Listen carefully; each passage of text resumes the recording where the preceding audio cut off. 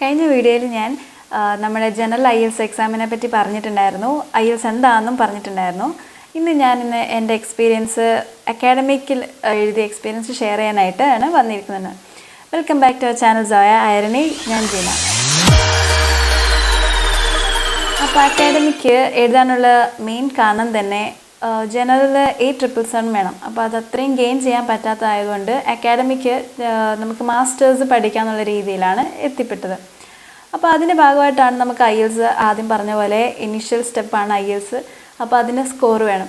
ഇതിൻ്റെ സ്കോർ എന്ന് പറഞ്ഞു കഴിഞ്ഞാൽ മിനിമം 6 ഓവറോൾ വേണ്ടിയത് 6.5 ആണ് മിനിമം. കൂടാതെ നമ്മൾ 4 മൊഡ്യൂൾസിലും 6 മിനിമം വേണം. 6 ആൻഡ് എബോ ആണ് ഇനി വേണ്ടി. അപ്പം ഞാനാണെങ്കിൽ ആദ്യമേ തന്നെ കുറച്ച് പ്രിപ്പറേഷനൊക്കെ തുടങ്ങി. ഇത് നമുക്ക് വിട്ടുകൊടുക്കാൻ പറ്റത്തില്ലല്ലോ, അതുകൊണ്ട് പ്രിപ്പറേഷൻ തുടങ്ങി. ഞാൻ ഇതും ഓൺലൈനായിട്ടാണ് കോച്ചിങ് ചെയ്യാൻ തുടങ്ങിയത്. എന്ന് വെച്ച് കഴിഞ്ഞാൽ ഞാൻ കുറേ വീഡിയോസ് കാണാൻ തുടങ്ങി. ഇതിന് ഒരു ചെറിയ ഡിഫറൻസും കൂടെ ഉണ്ടായിരുന്നു. ലിസണിങ്ങും സ്പീക്കിങ്ങും സെയിം ആണ് നമ്മുടെ അക്കാഡമിക്കും ജനറലും തമ്മിലുള്ള. പക്ഷേ റീഡിങ്ങും റൈറ്റിങ്ങും വ്യത്യാസമുണ്ട്. റൈറ്റിങ്ങിൻ്റെ ടാസ്ക് 1 നേരത്തെ ലെറ്റർ റൈറ്റിംഗ് ആയിരുന്നു. ഇപ്പം വരുമ്പോഴത്തേക്ക് ഡയഗ്രാം ഡിസ്ക്രിപ്ഷനായിട്ട് എഴുതാനായിട്ടായിരുന്നു. അപ്പം റീഡിംഗ് എന്ന് പറയുമ്പം കുറച്ചും കൂടി ന്യൂസ് പേപ്പേഴ്സ്, ആർട്ടിക്കിൾസ്, പിന്നെ മാഗസിൻസ്, അതിൽ നിന്ന് എടുത്ത ആർട്ടിക്കിൾസൊക്കെ ആയിരുന്നു നമ്മുടെ റീഡിങ്ങിനകത്തും വരുന്നിട്ടുണ്ടായിരുന്നത്. അപ്പോൾ കുറച്ച് നല്ല രീതിയിൽ കട്ടിയാണ്. അപ്പോൾ അതിനനുസരിച്ച് നമ്മൾ പ്രാക്ടീസ് ചെയ്യണം. ഞാൻ പ്രാക്ടീസ് ചെയ്യാൻ തുടങ്ങി. റീഡിങ്ങും റൈറ്റിങ്ങും ലിസണിങ്ങും റീഡിങ്ങും ഓൺലൈനായിട്ട് കുറച്ച് സാമ്പിൾ പേപ്പേഴ്സ് കിട്ടി ഞാൻ ചെയ്തു. ഞാൻ പിന്നെ എക്സാമിന് ഡേറ്റ് എടുത്തു, എക്സാം എഴുതി. പക്ഷെ അന്നേരവും സ്പീക്കിങ്ങിനാണേലും ആ ഒരു രീതിയിൽ ടെൻഷൻ ഉണ്ടായിരുന്നു. കാരണം നമുക്ക് കിട്ടണം എന്നുള്ള രീതിയിലായതുകൊണ്ട് ടെൻഷനായിട്ട് ഞാൻ കൂളായിട്ട്, ടെൻഷനും ഉണ്ടെന്നാൽ കൂൾനെസ്സും ഉണ്ടെന്ന രീതിയിൽ കാണിക്കാനായിട്ട് പോയി. അറ്റൻഡ് ചെയ്ത് കഴിഞ്ഞു. നെക്സ്റ്റ് ആയപ്പോഴും സെയിം LRW. ഇപ്പോൾ ആദ്യം കുറച്ച് എഴുതി എക്സ്പീരിയൻസ് ഉള്ളതുകൊണ്ട് ആ ഒരു ഐഡിയ ഒക്കെ ഉള്ളതുകൊണ്ട് ഞാൻ അറ്റൻഡ് ചെയ്തു. പക്ഷേ റിസൾട്ട് വന്നപ്പോഴും ഗെയിൻ ചെയ്യാൻ പറ്റിയില്ല. അതാണൊരു വിഷമമുള്ള കാര്യമായിരുന്നു. കാരണം നമുക്ക് എല്ലാത്തിനും 6 വേണം. എനിക്ക് ലിസണിങ് വന്നപ്പോഴത്തേക്ക് ഇമ്പ്രൂവ്മെൻ്റ് ഉണ്ട്. നേരത്തെ 5 ആയിരുന്നു, പക്ഷേ ഇപ്പോൾ വന്നപ്പോഴത്തേക്ക് 5.5. പക്ഷേ 6 വേണം. റീഡിങ്ങിന് എനിക്ക് 6 ഉണ്ടായിരുന്നു, റൈറ്റിങ് 6, പിന്നെ സ്പീക്കിങ് ഒട്ടും കുറയാതെ തന്നെ 6.5.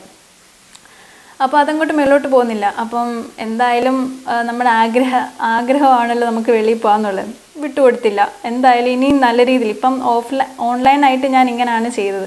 അപ്പോൾ എന്തുകൊണ്ട് എനിക്ക് ഓഫ്ലൈനായിട്ട് ചെയ്തുകൂടാ എന്നൊരു ചിന്തയിൽ വന്നപ്പോഴാണ് ഞാൻ ഞങ്ങളുടെ അടുത്തുള്ളൊരു ടീച്ചറിനെ കണ്ടുപിടിച്ചു. അപ്പോൾ ടീച്ചറായിട്ട് കോച്ചിങ് ചെയ്യാനായിട്ട് ഞാൻ തീരുമാനിച്ചു. അപ്പോൾ എനിക്കത് ഒത്തിരി ഹെൽപ്ഫുൾ ചെയ്തു. കാരണം എനിക്കറിയാൻ മേലാത്ത കുറേ കാര്യങ്ങൾ ഞാൻ ചെയ്യാൻ തുടങ്ങി. കാരണം മെയിനായിട്ട് പ്രാക്ടീസ് കുറവ് കൊണ്ടാണ് എനിക്ക് എപ്പോഴും ഇത് കുറയാനുള്ള കാരണം ഞാൻ ലിസണിങ് ഒക്കെ വല്ലപ്പോഴും, റീഡിങ്ങും വല്ലപ്പോഴും ഒക്കെ ചെയ്യുന്നുണ്ടായിരുന്നുള്ളൂ. പക്ഷേ അത് ഡെയിലി ചെയ്യണം. ലിസണിങ്ങും റീഡിങ്ങും റൈറ്റിംഗ് 3, സ്പീക്കിങ് 4 ഡെയിലി പ്രാക്ടീസ് ഉണ്ടെങ്കിൽ മാത്രമേ നമുക്ക് നല്ലൊരു സ്കോർ ഗെയിൻ ചെയ്യാൻ നമുക്ക് അത്രയുള്ള സ്കോർ ചെയ്യാൻ പറ്റത്തുള്ളൂ. അപ്പോൾ അങ്ങനെ ടീച്ചറിൻ്റെ മെൻറ്ററിങ്ങിൻ്റെ ഇതിൽ ഞാൻ ഫുൾ ഫ്ലെഡ്ജായിട്ട് ഇരുന്ന് പ്രാക്ടീസ് ചെയ്യാൻ തുടങ്ങി. പിന്നെ ഡേറ്റ് എടുക്കാൻ തുടങ്ങി. ഡേറ്റ് എടുത്ത് ആ ഒരു മെയിനായിട്ടുള്ള കാര്യം പഠിച്ചാണ്. ഡേറ്റ് എടുത്ത് എക്സാമിൻ്റെ തലേദിവസം വരെയും ഫുൾ പ്രാക്ടീസ് ചെയ്യാം. അപ്പോൾ നമുക്ക് കൂടുതൽ ഇംഗ്ലീഷ് ലാംഗ്വേജ് ആയതുകൊണ്ട് ഇമ്പ്രൂവ് ചെയ്യാൻ പറ്റും. കുറേയൊക്കെ ഞാൻ ഇഡിയംസ്, ഫ്രേസൽ വെർബ്സ് അങ്ങനെ കുറേയൊക്കെ പഠിച്ചെടുത്ത് അത് സ്പീക്കിങ്ങിന് പറയാനും പിന്നെ കുറേയൊക്കെ റൈറ്റിങ്ങിൽ ഇടാനും അങ്ങനത്തെ കുറേ ഇതിൽ പ്രാക്ടീസ് ചെയ്യാനും തുടങ്ങി. അപ്പോൾ അങ്ങനെ ഞാൻ വീണ്ടും എക്സാമിന് ഡേറ്റ് എടുത്ത് ഡേറ്റ് എഴുതി. അപ്പം ഈ എക്സാമിന് കഴിഞ്ഞു. എൻ്റെ 4 അക്കാഡമിക്കിൻ്റെ എക്സാമും കഴിഞ്ഞു. പക്ഷേ ഞാൻ സ്റ്റിൽ വെയിറ്റിംഗ് ആണ് റിസൾട്ട്സ് വരുമ്പോൾ ഞാൻ ഇതിൻ്റെ ഡിസ്ക്രിപ്ഷനിൽ കൊടുക്കുന്നതായിരിക്കും.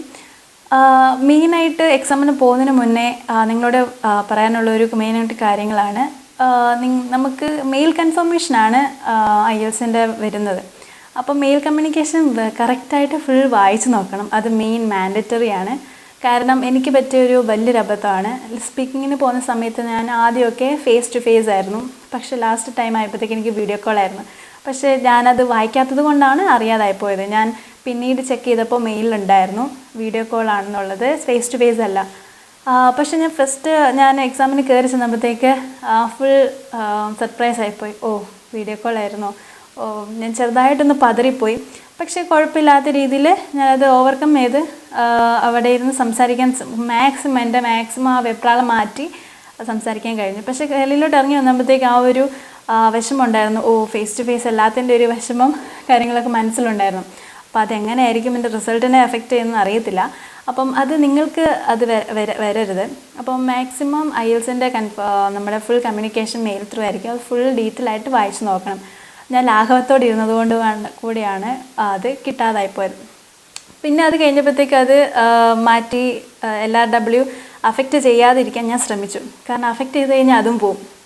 അപ്പം ഞാൻ മാക്സിമം ഇനി 2-3 ദിവസത്തിനുള്ളിൽ അതുണ്ടായിരുന്നു എക്സാം സ്പീക്കിംഗ് കഴിഞ്ഞിട്ട്. അപ്പം ഞാൻ അതിന് കൂടുതൽ ഫോക്കസ് ചെയ്ത് കൂടുതൽ പ്രാക്ടീസ് ചെയ്യാനും ആ ഒരു 3 ഡേയ്സിനുള്ളിൽ മാറാതെ ടച്ച് വിട്ട് പോവാതെ പ്രാക്ടീസ് ചെയ്തു. ഞാൻ അറ്റൻഡ് ചെയ്തു. അപ്പോൾ അന്നേരം എനിക്ക് തോന്നിയ ഒരു ചെറിയ ബുദ്ധിമുട്ട് ആ സമയത്തും തോന്നിയായിരുന്നു കേട്ടോ ലിസണിങ്ങിൽ. കാരണം ഇത് ഇച്ചിരി ഡിഫിക്കൽട്ടായിട്ട് തോന്നി. സാധാരണ നമ്മൾ പ്രാക്ടീസ് ചെയ്യുന്ന പോലത്തെ ഒരു ആൻസേഴ്സ് കിട്ടുന്ന പോലത്തെ ഒരു ഇത് എനിക്ക് ഈ എക്സാമിന് കിട്ടിയില്ലായിരുന്നു. പക്ഷേ പ്രാക്ടീസ് ഉള്ളത് കൊണ്ട് എനിക്ക് ഗെസ് ചെയ്യാൻ പറ്റിയ ആൻസേഴ്സ്. അപ്പോൾ അതും ഇനി റിസൾട്ട് വരുമ്പോൾ എങ്ങനെയായിരിക്കും എന്നറിയില്ല, നമുക്ക് നോക്കാം. അപ്പോൾ എന്തായാലും ഞാൻ റിസൾട്ട് ഡിസ്ക്രിപ്ഷനിൽ കൊടുക്കുന്നതായിരിക്കും. നിങ്ങൾക്ക് ഈ വീഡിയോസ് ഞാൻ പറഞ്ഞ ഇൻഫർമേഷൻസ് ഭയങ്കര യൂസ്ഫുൾ എന്ന് തോന്നിയിട്ടുണ്ടെങ്കിൽ, ഇഷ്ടപ്പെട്ടിട്ടുണ്ടെങ്കിൽ ലൈക്ക് ചെയ്യുക, ഷെയർ ചെയ്യുക. പിന്നെ എന്തെങ്കിലും മിസ്സായിട്ടുണ്ടോ എന്തെങ്കിലും കാര്യങ്ങളുണ്ടെങ്കിൽ കമൻറ്റ് ബോക്സിൽ കമൻറ്റ് ചെയ്യാനും മറക്കരുത്. ഞങ്ങളുടെ വീഡിയോ ഇനിയും നെക്സ്റ്റ് സെഷൻസ് വരുന്നതായിരിക്കും. അപ്പോൾ അത് കാണണം, സബ്സ്ക്രൈബ് ചെയ്യണം. പിന്നെ നോട്ടിഫിക്കേഷൻ വരാൻ ബെല്ലൈക്കണും മറക്കല്ലേ. അപ്പോൾ നെക്സ്റ്റ് വീഡിയോ വരുന്നവരെ ടിൽ ദെൻ ബൈ.